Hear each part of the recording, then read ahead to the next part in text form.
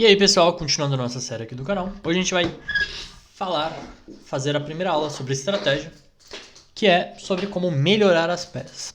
Então, diferente da tática, a estratégia é uma coisa mais a longo prazo. Então, é sobre criar planos, melhorar as peças, falar sobre estruturas de peões, que é uma coisa que a gente vai abordando durante o curso, tá?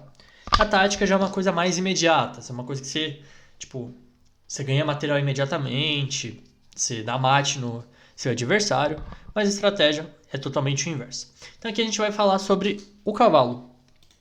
O que você precisa fazer para o seu cavalo ser uma boa peça. Então, no geral, todas as peças conseguem aumentar seu poder de força quando elas estão colocadas no centro ou perto do centro, ou seja, nessas casas aqui. Então, nesse círculo aqui, provavelmente as peças estão nas melhores casas possíveis, assim. Então notem, o cavalo de D4, só para a gente fazer uma comparação. O cavalo de D4, ele tem 8 casas para ir. Então ele está na sua mobilidade máxima aqui. Se a gente comparar com o cavalo de G7, que está com 4, tem metade das casas que o cavalo das brancas tem. Tanto que depois de Rei F7, o cavalo das pretas está perdido, né? Está preso. É só para ilustrar esse ponto. O cavalo é uma peça que ele precisa estar perto da ação para ser útil, né? Então, diferente de um bispo, então, por exemplo, se tivesse um bispo aqui, o bispo estaria atacando lá longe do tabuleiro, né? O cavalo não, ele precisa estar muito perto da ação para ele realmente ser uma peça útil, tá? Então, e aí a partida que eu selecionei aqui para ilustrar uma maneira de como melhorar o cavalo é uma partida entre o Pillsbury e o Marcos Jorge de 1900. Então vou mostrar a partida inteira para vocês já terem uma leve referência do que fazer. Então o branco jogou com D4, D5, C4, E6. Então foi um gambito da dama recusado. Cavalo C3, cavalo F6, bispo G5, bispo E7, E3, roque, cavalo F3. E aqui o preto tem várias opções para jogar. Eu acho que normalmente jogam H6 aqui, que é um lance mais moderno. E depois de bispo H4, o preto tem várias opções, como cavalo E4, B6, e acho que estão jogando bastante aqui C5 também. Mas aqui o nosso amigo Marco jogou B6 direto, que tem uma ideia bem clara, que é pôr o bispo em B7. E assim ativar o bispo, né? Porque o bispo está meio limitado pelos próprios peões aqui, né? Então a ideia é colocar o bispo em B7 e no futuro próximo jogar D tomar C4 e abrir a diagonal desse bispo.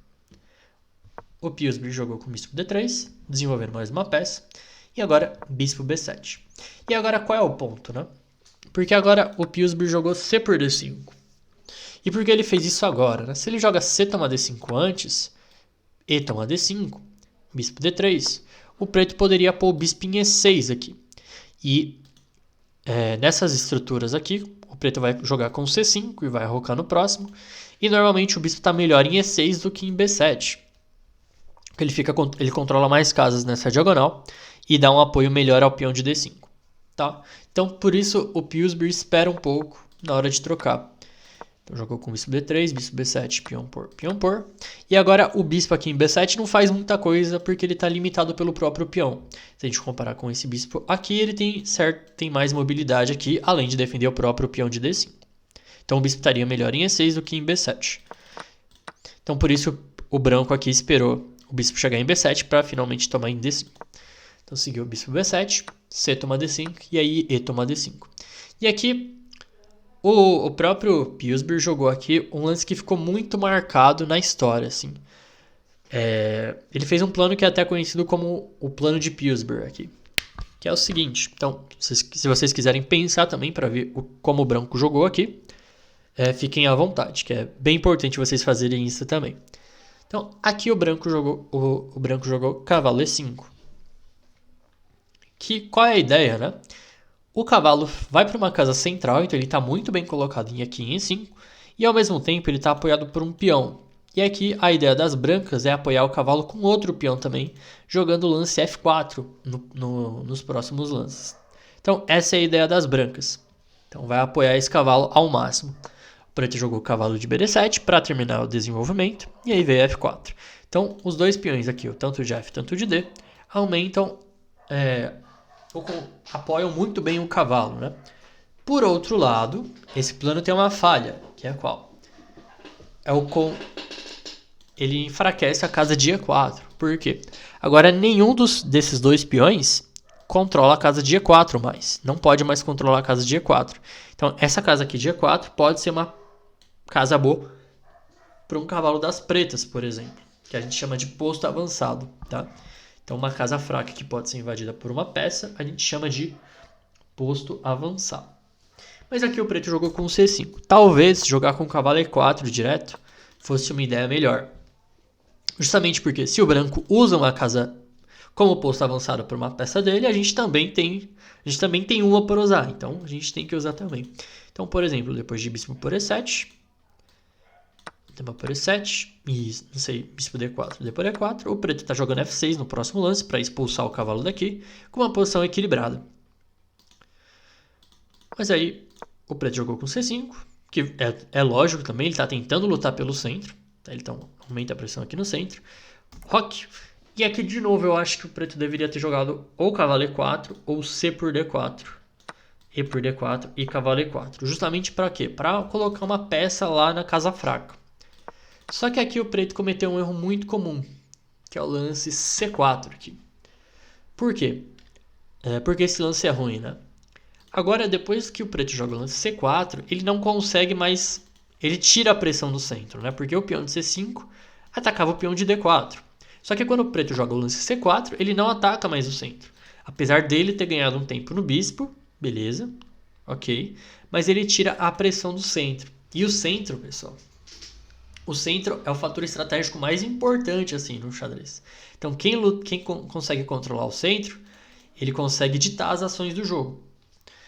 Então, depois de C4, vocês vão ver que o branco não tem nenhuma dificuldade aqui para construir um ataque. Então, o branco jogou com bispo C2. E qual é a ideia das pretas, né? O preto jogou com A6 e a ideia é qual, né? Claro que eliminou a pressão do centro, mas agora o preto tem uma maioria aqui na ala da dama. Ele vai tentar aumentar o espaço, né? Ele vai tentar jogar B5, B4 e assim ganhar mais e mais espaço. O branco jogou no F3, que é uma ideia muito temática também. Então o branco controla com todas as peças aqui a casa de E4 e agora o preto não tem mais aquela ideia de cavalo E4 que eu já tinha comentado. Veio B5 e aqui jogou com dama H3 o Pillsbury, que a ideia é qual? Ele está fazendo uma pressão lá no peão de H7. Então, se o preto faz um lance descuidado como torre C8, já leva cavalo tomar D7. E aí, o cavalo não pode tomar porque está levando mate.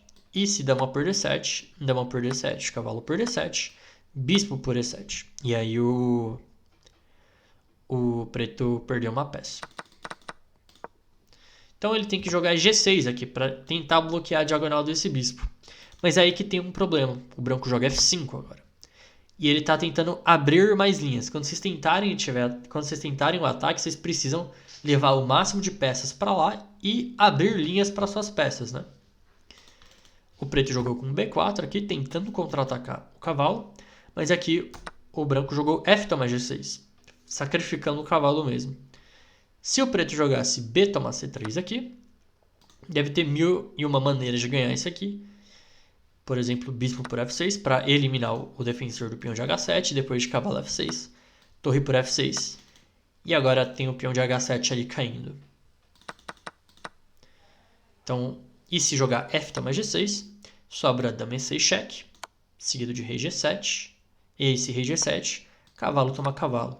E aqui o preto acaba perdendo uma peça. Porque se tomar de dama, a gente troca dama, cavalo. Não, aqui a gente joga bispo F6, na verdade, né? E a gente elimina a defesa da dama aqui de D7. Se tomar de cavalo, tá caindo o bispo aqui em E7. Então é meio que forçado a tomar de H mesmo. Só que depois que toma de H, continuam os problemas. Porque aqui o Pillsbury jogou com dama H4, aumentando a pressão aqui no ponto de F6. O preto tomou em C3 e agora veio o cavalo toma D7. E aí o cavalo que estava muito, muito bem colocado ali já fez o que ele precisava fazer. Seguiu dama toma D7. Se ele tomar de cavalo, sobra bispo por E7. E sem contar que, além da dama estar caindo, vai ter umas ideias aqui nas casas pretas, né? Então, torre F3, torre H3 é uma ideia também, para dar mate e tal. Então, a posição das pretas já tá meio quase lá no buraco mesmo.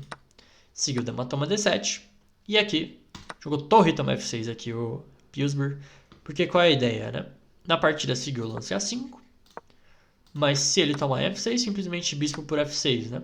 E aí não tem como defender essas casas pretas que estão completamente fracas, né? Justamente porque os peões já não defendem mais nada ali. Então, qual é a ideia do A5?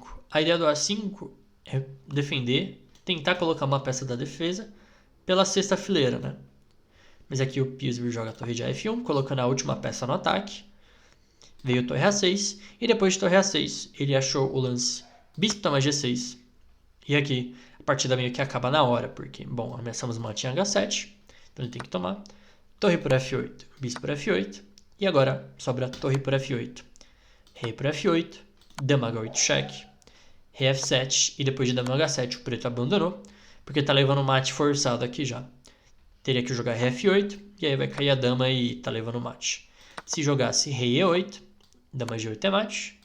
Se jogasse rei E6, dama toma G6 é mate. Mas o que fica pra gente dessa partida, né? É o Pillsbury colocando a sua estratégia, colocando o cavalo lá em E5.